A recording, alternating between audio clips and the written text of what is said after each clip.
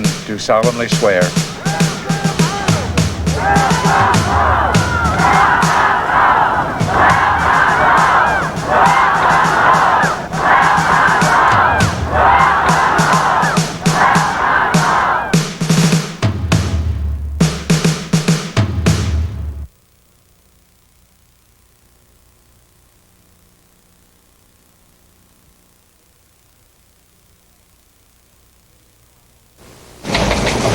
It is now day 444 for the hostages in Iran.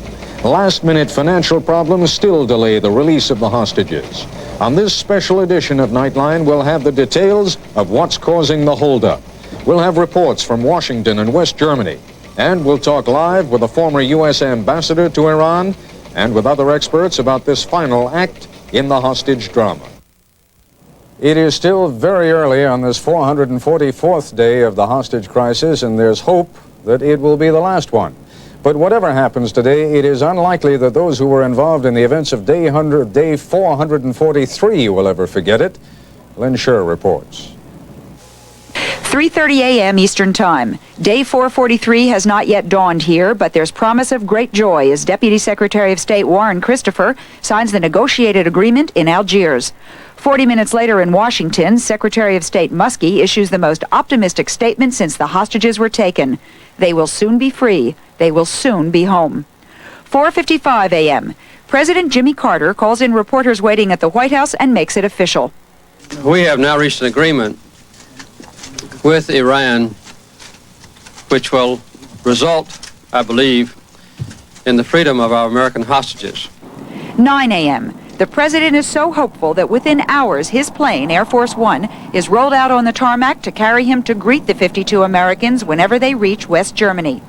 At about the same time, Iran's chief hostage negotiator, Behzad Nabavi, announces the agreement to his country, saying, "We managed to rub in the dirt the nose of the world's biggest oppressor and superpower." 9:55 a.m. Pictures of the still imprisoned hostages are satellited to American television networks from Tehran. They are shown undergoing medical tests with the doctors sent in from Algiers. And Americans begin to let their expectations soar. But by mid-morning, the first hint of a hitch. Frozen Iranian assets are supposed to be deposited at the Bank of England, but the Iranians have not yet opened an account there. U.S. diplomats call it a technicality. And across the ocean, in Wiesbaden, preparations continue throughout the day to welcome the Americans to the U.S. Air Base, where they'll decompress. Still, yellow ribbons underline the hopes and prayers that the hostages will get out. 3:30 p.m., a potentially serious snag. In Tehran, Nabavi lashes out at U.S. banks for adding what he calls a surprise appendix to the deal, terming it an underhanded maneuver. 3:52 p.m. At the White House, Jimmy Carter says the delays will cause him to cancel his plan to greet the hostages as president.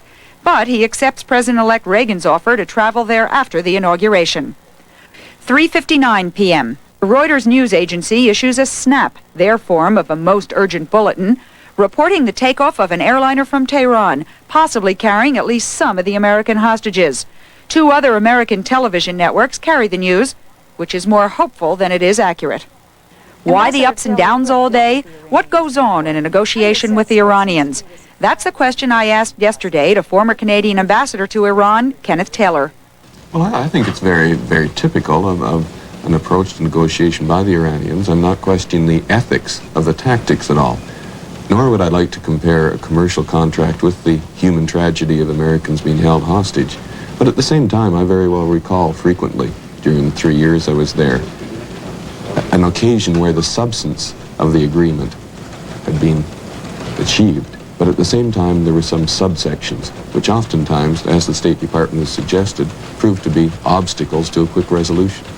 So the developments of this last weekend, frustrating as they may seem, are exactly, I think, characteristic of the events since November 4th. Whatever the explanation, this Monday that was supposed to be the happiest day has instead turned into the longest day, and a captivity that we've been marking on a daily basis, we have now started chronicling by hours. For Jimmy Carter, the original deadline was his last hour as president, noon tomorrow, and for that, there is still time. Lynn Scher, ABC News, New York. It's been a harrowing day for the families of all the Iran hostages. Correspondent Bob Serkin spent the day with one hostage family in North Little Rock, Arkansas. For the family of hostage Robert Blucher, a State Department economics officer, day 443 of this crisis was their longest and most trying. It began at 3 a.m. on an upbeat, a State Department call to Blucher's 78-year-old mother, Hazel Alvin, followed by a telegram from President Carter. I have just learned that an agreement for the hostage release has been reached. 53-year-old Robert Blucher arrived at the U.S. Embassy in Tehran only 4 days before it was seized. The last two letters Robert Blucher sent home in November were not very encouraging. In one of them, Blucher spoke about being isolated, confined to a small bare room, forced to sleep on the floor. So there is a lot of concern here about Robert Blucher's physical and mental well-being. This morning, Blucher's family anxiously watched an Iranian television report showing some of the hostages being examined by doctors. We have not had an opportunity to see it before. But there was disappointment when Blucher failed to show up on the special broadcast. For the remainder of the morning and all afternoon, the family huddled around the radio and television, listening to conflicting reports, waiting for confirmation that Robert Blucher and the 51 other hostages were in the air on their way to freedom. At 4 p.m., more discouraging news. Both the Algerian planes that are supposed to eventually fly the hostages out are still on the ground. I think they're pulling something here. And I don't know about high-level politics, but it's very painful for everybody here sitting at home. It makes me angry. You think they're just playing with your emotions and the emotions of the American public? Yeah, they love to put the screws to us every time they get a chance. Meanwhile, it had been over 12 hours since the family last heard from the State Department. The State Department hasn't told us anything today. That disappoints you? That aggravates the hell out of me. Hazel Alvin and her family maintained their vigil, exasperated and still uncertain about the fate of Robert Blucher and his fellow hostages. Bob Serkin, ABC News, North Little Rock, Arkansas. Standing by now at her home in San Diego, California, is Mrs. Dorothea Moorfield, wife of hostage Richard Moorfield, who's Consul General at the U.S. Embassy in Tehran. Mrs. Moorfield, I saw you chuckle there a moment ago. Does it aggravate the hell out of you, too? Yes, it does, of course, at times. It's, we'd like to know more. We'd like to get more information. I'm sure, though, the State Department is in utter chaos at this point, and well, they'll let us know. I mean, you've been hearing what we're telling you this evening. They're meeting at the Treasury Department right now. President Carter was in the Oval Office certainly half an hour ago when we went on the air. Jody Powell was over there. They're meeting over in Tehran. They're meeting in Algiers. It really does look as though they're pushing awfully hard and trying awfully hard, and you've heard everyone say on this broadcast, it looks as though it's on track. How long can you go back up and down? I mean, this day must have been awful for you.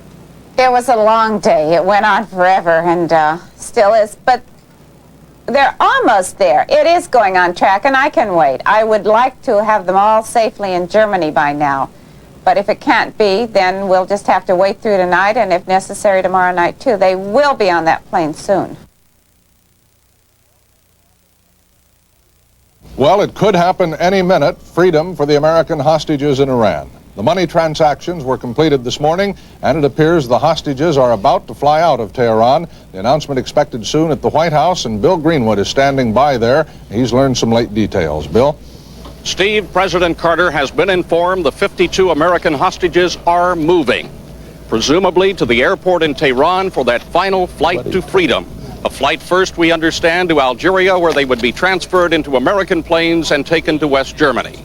ABC News has learned the president got that word about 20 minutes ago by telephone, and he is apparently so confident that the word is true that he's being made up for a television address. We doubt seriously, however, that he would go on national television until the hostages had cleared Iranian airspace. But he wants very much to make that address to claim credit for the long, grueling negotiations over the hostages. The final snag in this crisis was solved at 8:17 this morning when the president got word that Iran had formally been notified by Algerian intermediaries that the frozen assets had been placed in an escrow account. That was the final part of America's part of the deal, and the only remaining action was for Iran to set the hostages free. And as I said, President Carter got word about 20 to 25 minutes ago that the hostages finally are moving. Steve? Thank you, Bill. We should add to that we have gotten in touch with Tehran Airport, where we are not able to confirm that the hostages are actually there. However, there was word earlier from the 6 Algerian doctors who saw the hostages recently. The doctors were headed for the airport, and they told a Reuters reporter they were going to leave the country with the 52 American hostages. Things we can Yes, well, here they are now. President, is there any word about the hostages? Have they taken off? Susan? Any word from the hostages? Well, what we have, Susan, is a report, and it's a wire service report. I believe we're not able to confirm it as yet, independently, that one of the planes, the Algerian airline planes, has taken off. And we understand the other was at the end of the runway, lights blinking, the lights on at the airport. It's dark in Iran right now. But we have that report that one has taken off. We're unable to say flatly what we are so longing to say, that they're airborne and gone, but it certainly looks that way. So let's go right now back to our news headquarters here in Washington, and Ted Koppel with some late word on the hostages. Ted? Thank you, Frank. This is now a tale of 4 cities, not only Washington, but also Tehran, Algiers, and of course Frankfurt, Germany. But for the very latest details on what is happening now, let's go to Peter Jennings at our desk in Frankfurt. Peter? You're quite right. It's a tale of 4 cities, and we have a terrible time figuring out all the different time zones. But it will be quite late in the evening Algiers time, and if they then made that 90-minute stop that we have been told they will make and then come on here, it will be very early in the morning, Frankfurt time, when they get here. Can I just check for a second? Go ahead. Take a look down. I saw someone handing you the coffee there. The Iranian news agency Pars now reports at 11 a.m. Eastern time, your time, that the American hostages would fly out of Tehran in the next half hour. Here he comes. Mr. President, are the hostages out? Can't say yet. Not yet. Not yet. Is that what he said, Frank? I couldn't hear it. Not yet. Not yet. Not yet. They've cheated him. They've cheated him right down to the end. I, Ronald Reagan, do solemnly swear. I, Ronald Reagan, do solemnly swear that I will faithfully execute the office of President of the United States. that I will faithfully execute the office of President of the United States. We're going to go right now to Ted Koppel downtown with more word on the hostages. Ted? All right, Frank, if it's possible for this diverse nation of 226 million to have unanimity on anything, perhaps the time is now to give a unanimous hallelujah. And for the reason for that, let's go immediately to Peter Jennings in Frankfurt. Ted, hallelujah indeed. Behzad Nabavi, the chief Iranian negotiator, has just confirmed that the Algerian aircraft carrying the hostages have left Tehran, and so does Iran's Mehrabad airport tower, confirming the American hostages finally are on their way. We don't know where they're going just yet. We hope Algiers. We've had some reports there may be a refueling stop at Ankara in Turkey or in Damascus. But it's ironic that I'm looking at the moment at the Armed Forces television in Germany, and there's that big sign on the hospital at Wiesbaden saying, "Welcome back." Peter, that it should be correct, I must tell you, Ted, that Nabavi has said it, the Pars news agency has said it, the Tehran tower has said it. Unless there is the most ultimate manipulation, it has finally happened. Peter, do you know precisely when they left? Did you get any indication from the... No, Ted, I can tell you, we're just talking within minutes. I mean, that news has come to us within the last 3, 4, 5, 10 minutes at the most. And does it matter? The plane carrying them left, quoting Nabavi, quoting the Pars news agency. It doesn't come any more official, Ted, at this point. All right, you're quite right, Peter. It really doesn't matter as long as they're airborne. As you heard Speaker O'Neill say a few moments ago, it's about 600 miles from 50 to 60 minutes to get them out of Iranian airspace. It is roughly a 3,000-mile trip to Algiers, if in fact that is where they are going. That would take them about 5 hours. So if they left within the last few minutes, sometime around 5 o'clock or 6 o'clock this afternoon, they should be landing in Algeria. We can't give it to you any harder than that. The hostages are on their way home. The wife of one of the hostages, Dorothea Moorfield, is standing by in San Diego, San Diego, California. I'm sorry. And Mrs. Moorfield, gee, I hate to put it to you, it may sound trite, but how do you feel at this moment? Isn't this just fabulous? It's a nice day. It's been a great day, hasn't it? And it's going to get even better. Oh, yes, it will. In just a few minutes as they get off the plane there. To see them coming one by one off that plane is going to be... We've waited a long time for it, Frank. Yes, yes. So many ups and downs, so many times of rising hopes and then dashed expectations all over again. It was almost difficult to believe. It is. This weekend is built and built and built, and this morning the reports kept coming, the news reports kept coming, and I kept saying, might not be true, have to wait. You would like to go to Wiesbaden, I'll bet, wouldn't you, Mrs. Moorfield? At this point, that plane looks awfully good. Yes. Well, come on, park it. All righty. Stop this on the way.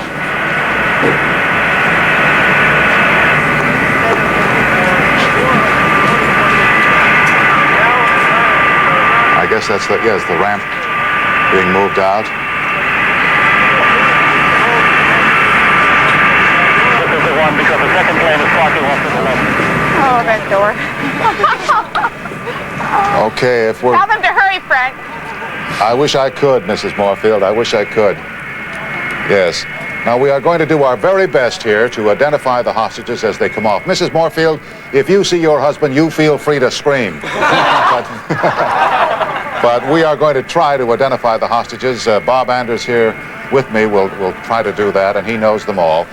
Peter Jennings advises from Frankfurt that if protocol is to be followed, I guess Bruce Langen would be the first one off. Bruce wouldn't he? should be first, yes. Well, we'll just wait and see. Is there any significance to this picture here now? We see people going out to the aircraft. Can we call in Lou Chaffee? No? Peter? Well, we are watching, I can only tell you at this moment, officials going out, protected by an umbrella. That perhaps seems somewhat redundant when you're looking at the picture. I think the person we'll be looking for most at the airport at the moment, Frank, will be Warren Christopher, the Undersecretary who has worked with the Algerians for so long. Frank, there we are. Yes. That is Elizabeth Swift, I believe, on the left. And Catherine Cove just behind her, yes, coming off, two of them wearing their yellow ribbons, holding hands, these two women who've come so very close in captivity. There's Jerry Plotkin and Jerry Plotkin. Bill Quarles, please join in. William Belkey in the red jacket behind. William Belkey in the red jacket behind. And Steve Lauterbach behind him. Steve Lauterbach just behind him. Yeah, Elizabeth Swift in the foreground of the picture. There's Mike McTrinket. Look at the smile on her face. Colonel Scott, Paul Needham. As clearly as you can, Bill Quarles. Catherine Cove. Doing so well. Catherine Cove giving very, very warm welcome to somebody. The state of dress just as they left, and Charlie Jones just at the very top, an old friend and colleague of Barry Rosen just coming out the doorway, the former press attaché who we saw early on in the hostage days with that infamous bandage, shaking hands in the foreground. Dick Thompson? Vic Thompson? They are walking well, all of them. They appear to be in good health. They're happy. Bill Quarles, as they go through the front of the picture, would you just tell us who they are? I think that's Mr. Rhoda right there, and there's Colonel Schaefer behind him, right there shaking hands right now. And you can see Barry Rosen. Barry Rosen, just at the bottom of the steps. Yeah, that's Mr. Howland.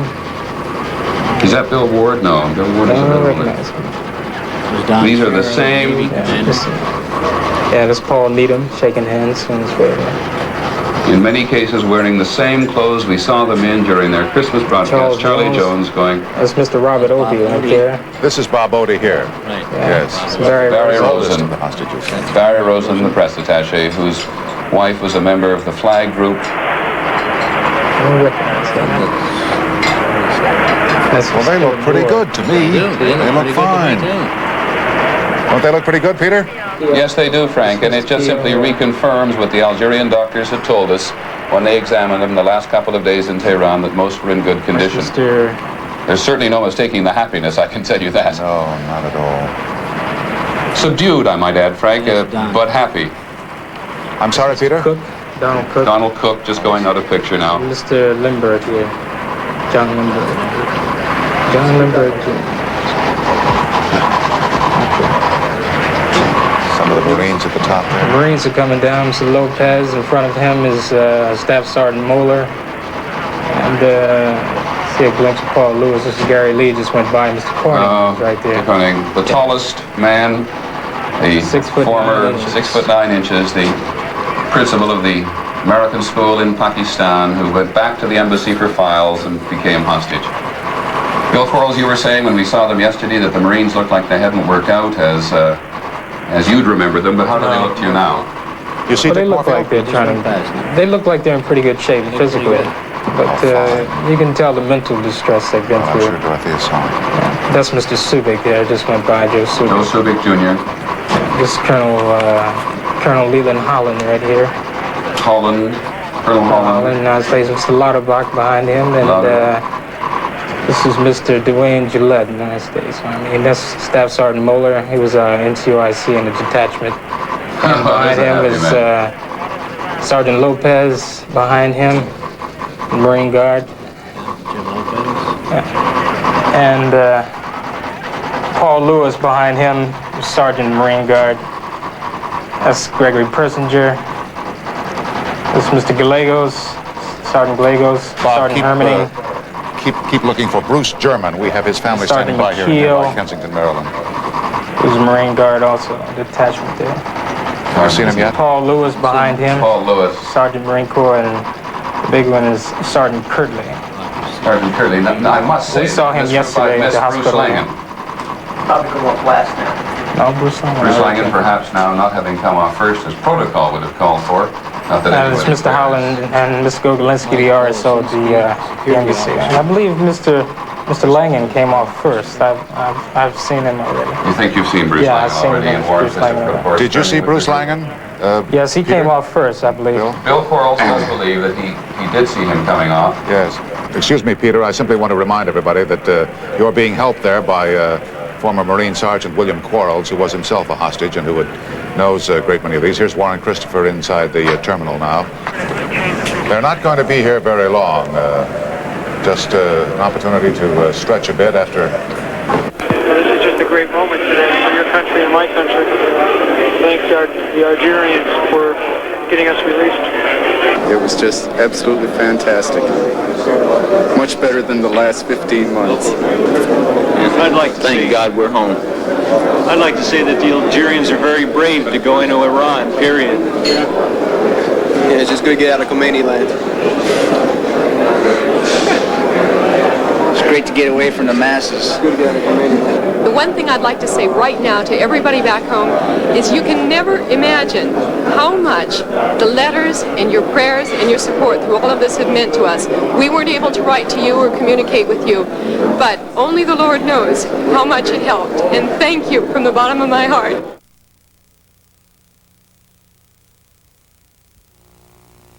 A regular program schedule to bring you the following special report from ABC News. Good afternoon. Last Tuesday, at just about this exact hour, a new president was about to take the oath of office, and in Tehran, 52 American then hostages were about to take off for freedom. They have made their way since then to this country, to West Point, and now they are about to land at Andrews Air Force Base just outside Washington, where they will be given the official national welcome.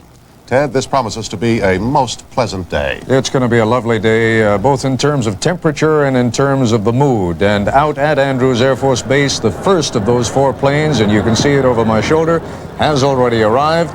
Military equivalent of a 707, a Boeing 707. There it comes, the first of 4. They'll be coming every 15 minutes, and they will be welcomed by an extraordinarily high-ranking group of dignitaries. Out there at Andrews Air Force Base is Charles Gibson. Charlie?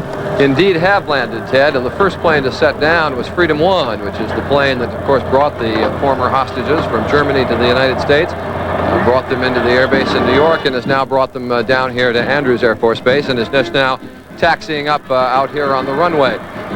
This originally was planned as a rather big deal celebration. When they started talking about it, there were going to be color guards and official receptions and bands and all of that. Then they scaled it way down. Everybody was going to be kept out. And then gradually over the weekend, they decided to include more and more people. No public, however. And there is, most importantly to the former hostages, waving to this plane now as it comes in, is a pen over near the where the press is gathered.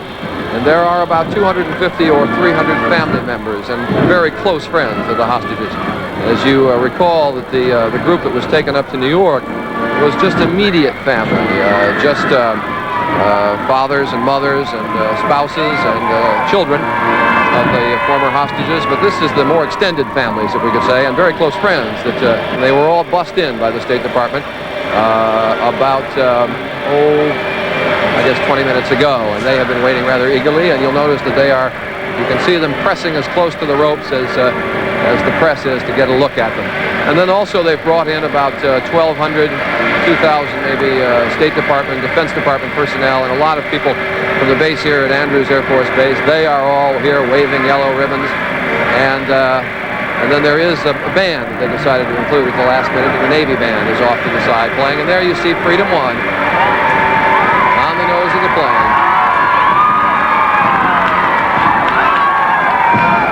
And they're coming on in. It's a nice sight, isn't it, Ted?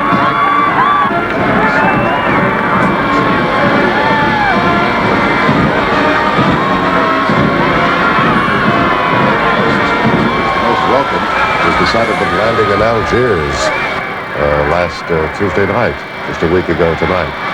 They've already had an opportunity to meet their immediate family, some of them, although I'm sure that there are some children who are going to see their fathers for the first time today. And it's been handled very well, you know, Ted. Privacy of the reception at West Point, I thought that was very good, to give an opportunity to meet one another without cameras poking right in those most intimate moments. Frank, there on the inside of the door, what has really become the symbol of this entire ceremony, the yellow ribbon. I don't think any symbol has ever taken over quite as completely as has this yellow ribbon in the past few days throughout the country. The city is decorated with yellow ribbons, and of course the country is too, but it's all over town here.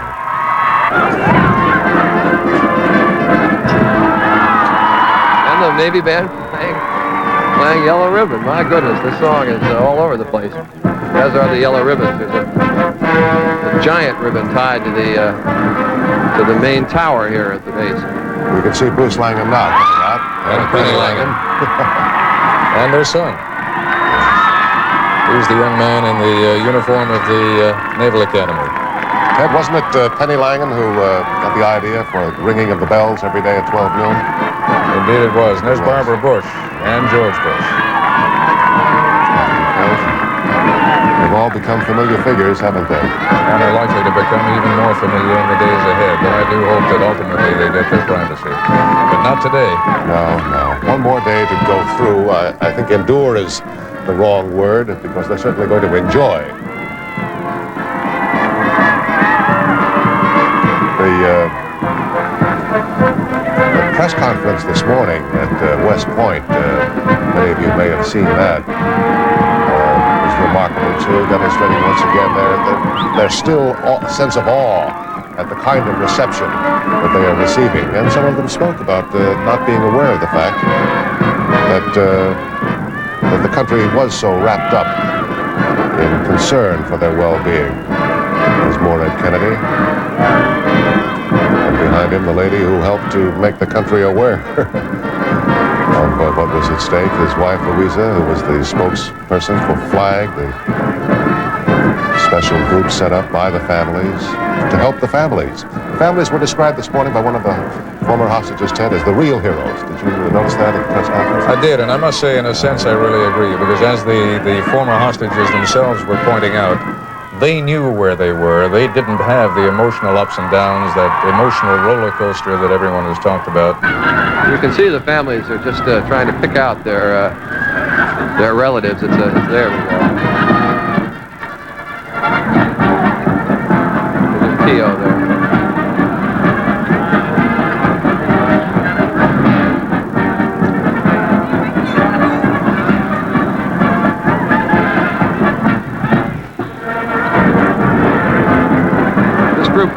Plane will actually be here about an hour, because it's going to take that long to get all of these planes in and everyone together and matched up, and then they will get on the buses for the ride into Washington. And my goodness, they're going to see yellow ribbons on the way in.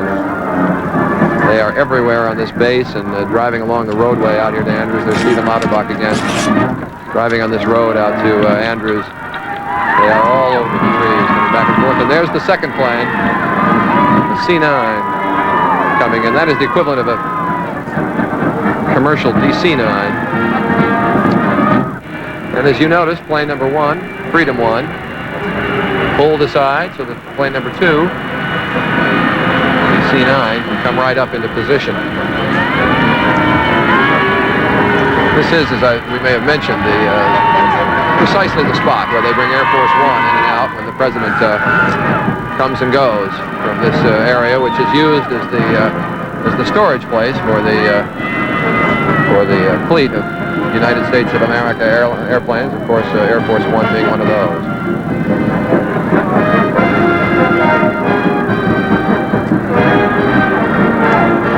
Well, it's welcomed many visitors, but none more eagerly anticipated than those that are arriving there today. They're going to get the full dress treatment too down at when they get to the White House, ceremonies that will be roughly comparable to those accorded a visiting head of state. Oh yes, and the families of the men who gave their lives in the rescue attempt. Colonel Beckwith and the survivors of that mission are going to be there to meet with all of the former hostages and their families. The first of the second batch. I think it is Mr. German, yes. He's one who lives right nearby here. In Maryland.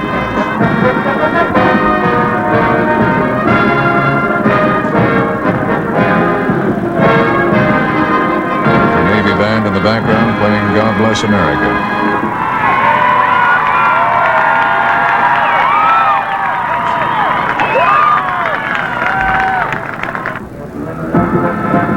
Yes, there's Donald Cook right in front of him there, just shaking hands. The young man with a beard. It was one of his youngest son, I believe, who wandered up to our booth at Inauguration Day. That, yes. What a great thing that was. The kid just walked right into the booth, past all the guards, and was looking for information about his brother. Thank God we were able to tell him something.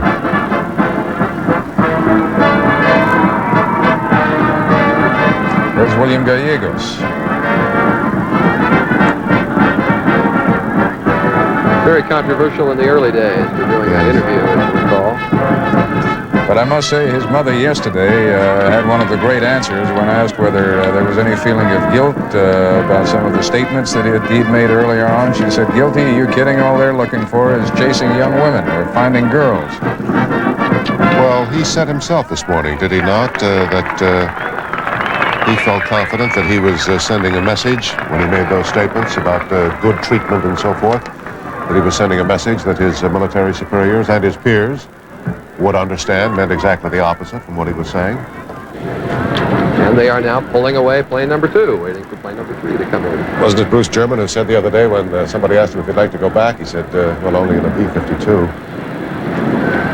I think it was Malcolm Kalp, a fellow who was beaten up after all the escape attempts, who suggested, I'm sure quite facetiously, anyway, that the thing to do is to buy Iraqi war bonds. Can't blame them for that kind of a sentiment. There is the area where the relatives are waiting. Oh, look at that. A victory ride for Donald Cook.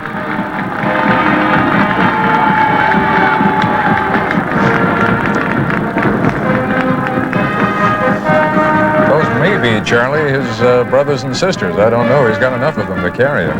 And here comes plane number 3.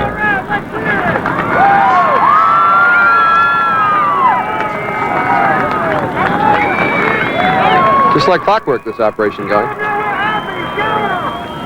And it bears repeating that these people who are waiting in the family area don't know if their family members or friends are coming in on plane 1, plane 2, plane 3, or plane 4. So it's a look and find situation that we've got going on over here.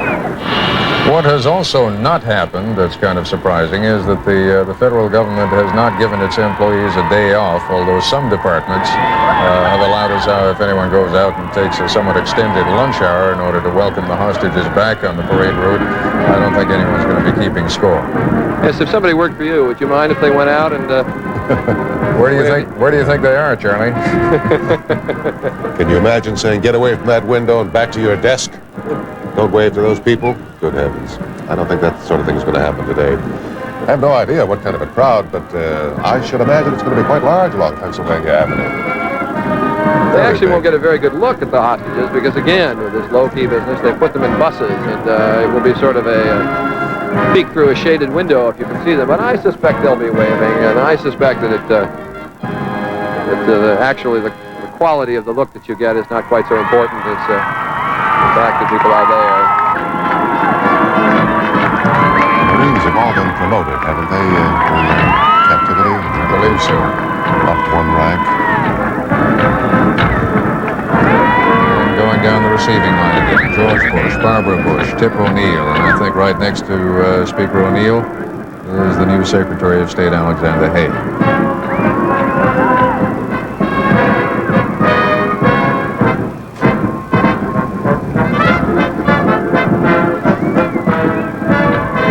There's Jerry Mealy.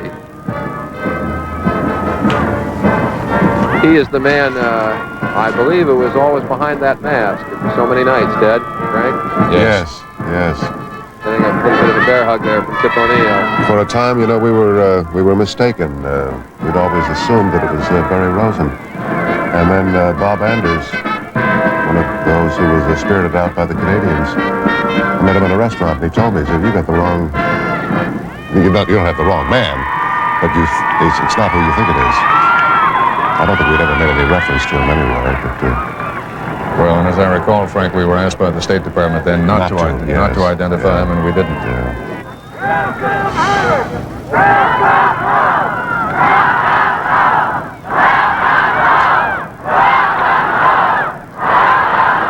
Welcome home, the chant, Frank, which you may be able to hear. What's the chant, Charlie? Can you make it up? Welcome home. Welcome home.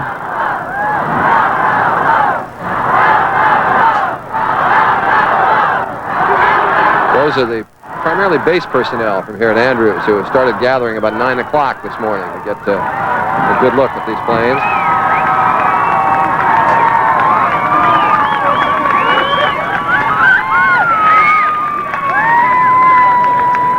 Here comes the last plane, plane number 4.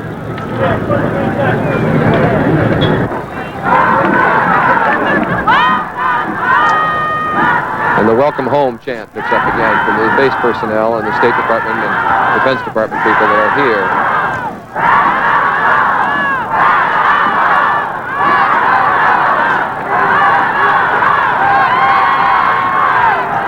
What was it that Morag Kennedy was saying, too?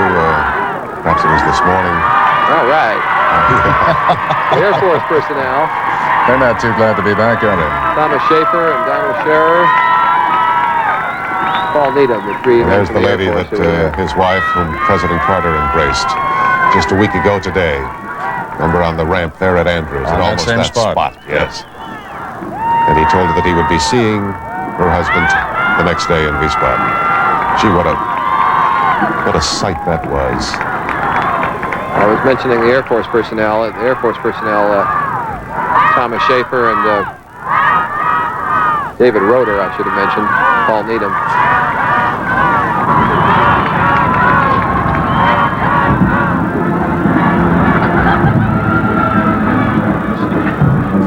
That's Gregory Persinger, a young man from Delaware, 23 years old, another one of the Marine Guards there, who saluted snappily. You don't have to be able to read lips there, Charlie. I think that young woman is saying, come on, come on. Yes. Enough of this receiving line, Jazz. Let's get over here and say hi. Well, that's what's so good about it. There's not a great big ceremonial thing that they have to endure here. The receiving line is quite short. Shaking hands with the Vice President and the Secretary of State, a few others. And They can go over and see the people that they've been longing to see.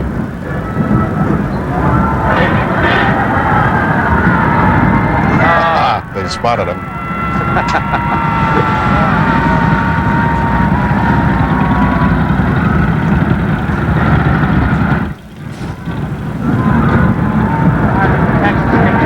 Yeah, well, we got pretty good infiltration there in that delegation. I can't tell who she's waving at yet, but... Elizabeth Ann Swift.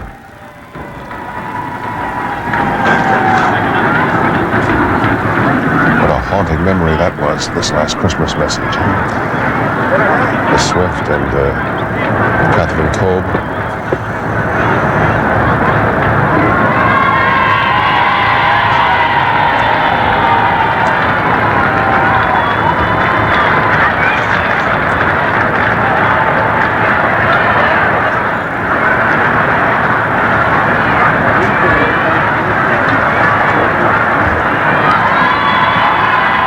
In this sense, of course, Frank, it is all a little bit reminiscent of when those POWs came back from North Vietnam, isn't it? These same scenes, the joy, the tears, the hugs, almost the disbelief at seeing these men and women who have not been seen for so long.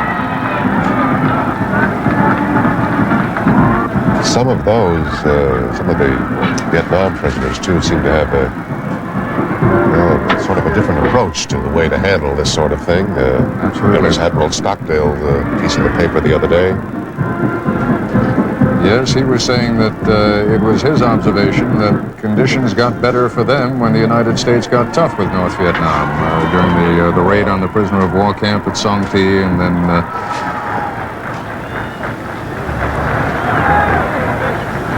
when the B-52 started bombing Hanoi. We're not going to lose track of that pretty girl who eventually is going to be reunited with the person she's going to have to see. Stuck in a machine.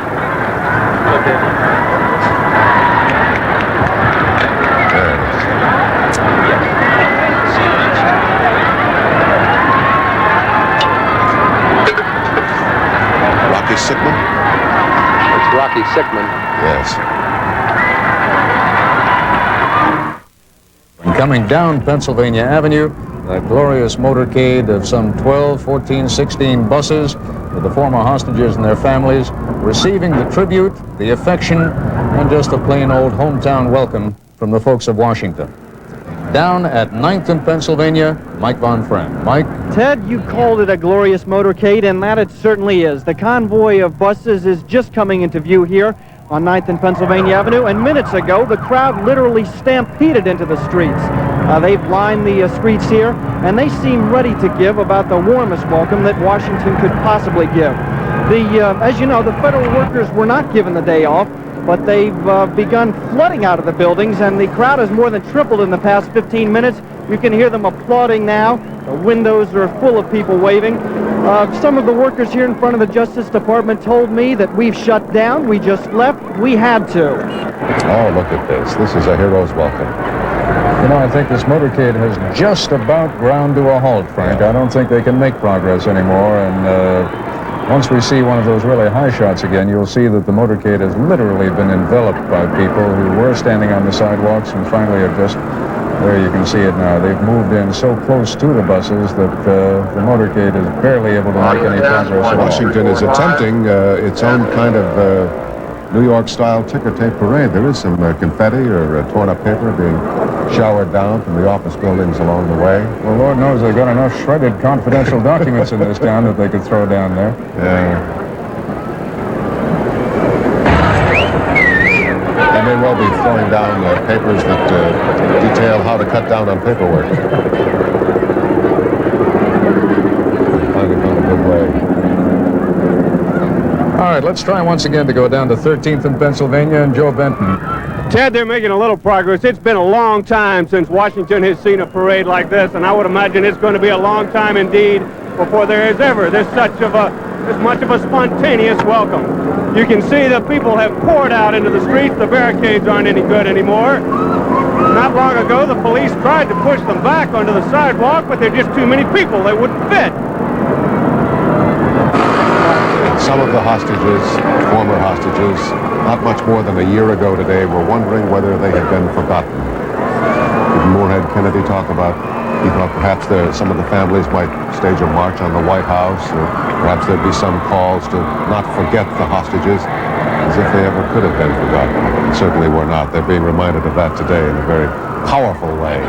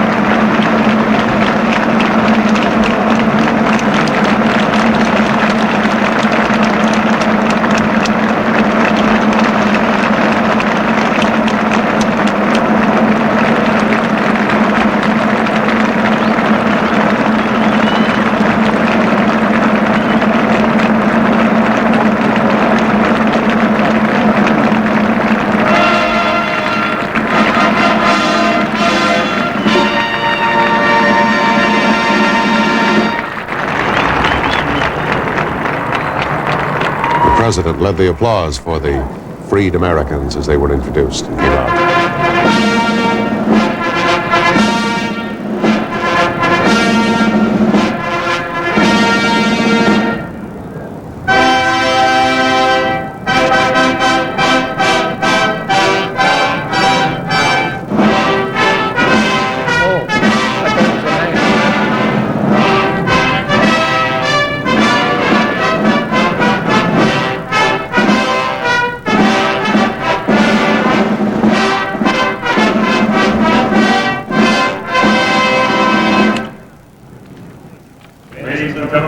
Our national anthem.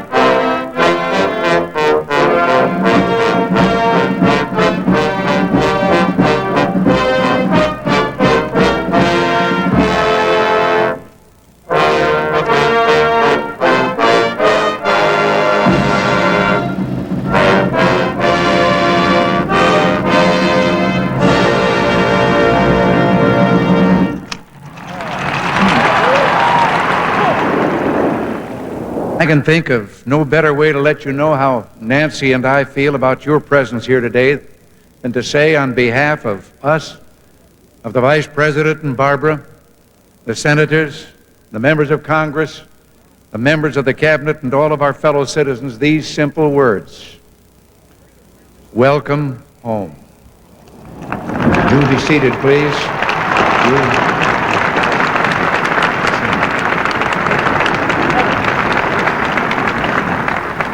You are home, and believe me, you are welcome. If my remarks were a sermon, my text would be lines from the 126th Psalm. We were like those who dream. Now our mouth is filled with laughter, and our tongue with shouts of joy. The Lord has done great things for us. We are glad. You've come home to a people who for 444 days suffered the pain of your imprisonment, prayed for your safety, and most importantly, shared your determination that the spirit of free men and women is not a fit subject for barter. You've represented under great stress the highest traditions of public service, Your conduct is symbolic of the millions of professional diplomats, military personnel, and others who have rendered service to their country. We're now aware of the conditions under which you were imprisoned. Though now is not the time to review every abhorrent detail of your cruel confinement, believe me, we know what happened.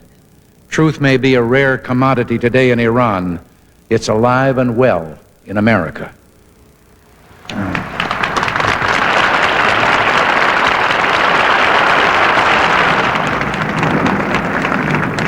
And now, ladies and gentlemen, I call on to speak for this wonderful group of returnees, Bruce Langan, Deputy Chief of Mission in Tehran.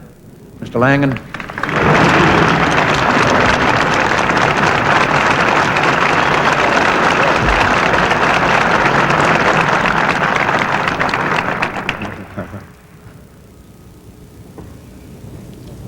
Mr. President, Mrs. Reagan, members of the Cabinet, Vice President, Mrs. Bush, I think I've got that out of order, priority in protocol terms.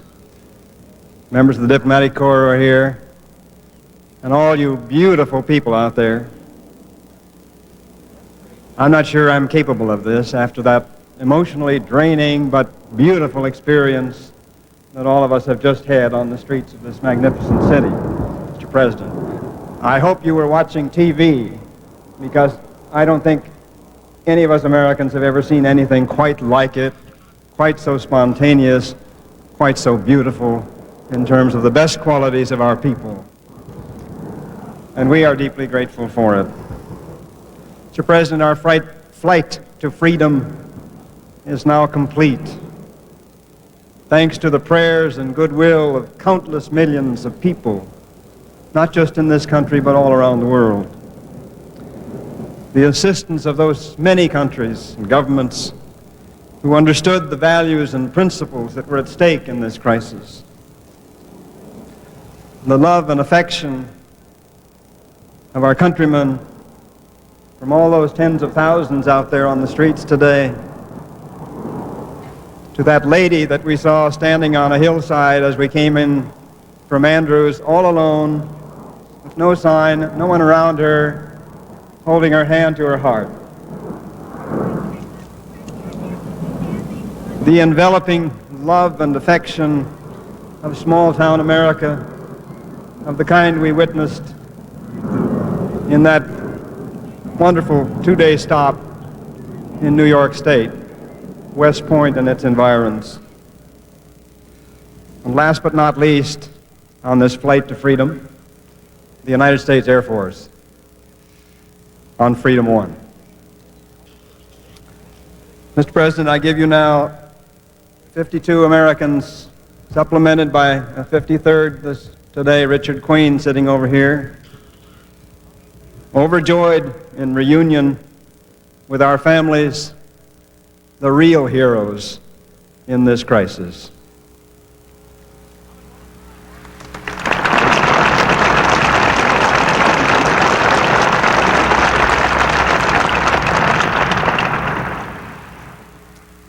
"53 Americans proud to rejoin their professional colleagues who had made this flight to freedom earlier.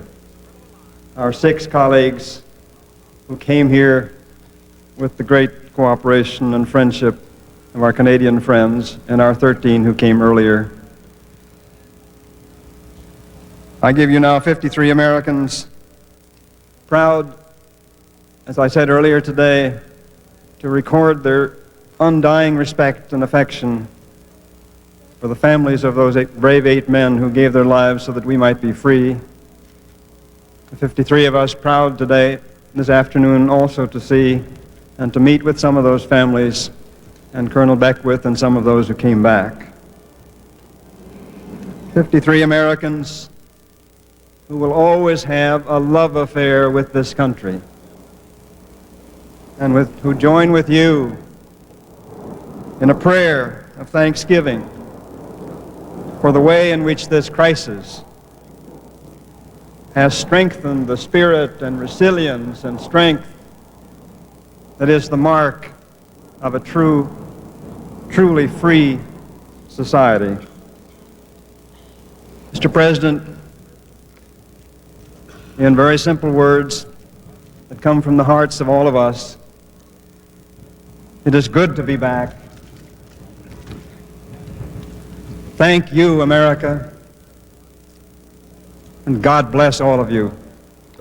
Thank you very much.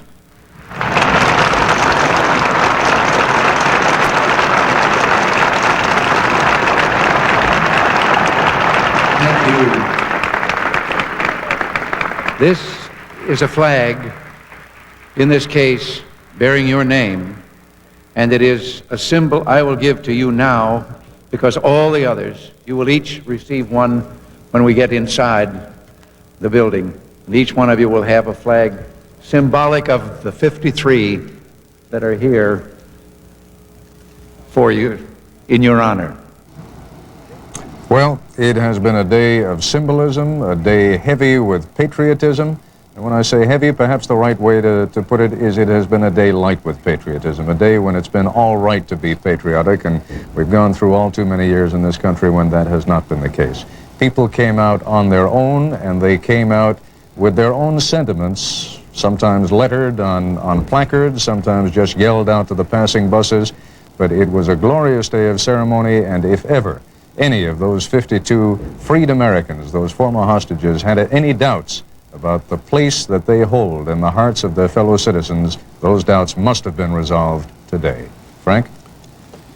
Ted, remember in the very first few days after the crisis, we decided to do a nightly broadcast, and we kept saying, as long as the situation remains critical. None of us ever dreamed that it would last this long, and certainly none of the hostages or the families. I think probably what we ought to do is to just echo the president now that it's all over. Say welcome home, and then follow his advice. Turn the page and look ahead. For Ted Koppel, this is Frank Reynolds in Washington. Good afternoon, and thank you very much. Thanks for watching. If you'd like to help us produce more compelling historical content like this, please like, comment below, and share this video with fellow history buffs. And of course, be sure to subscribe to help keep history happening.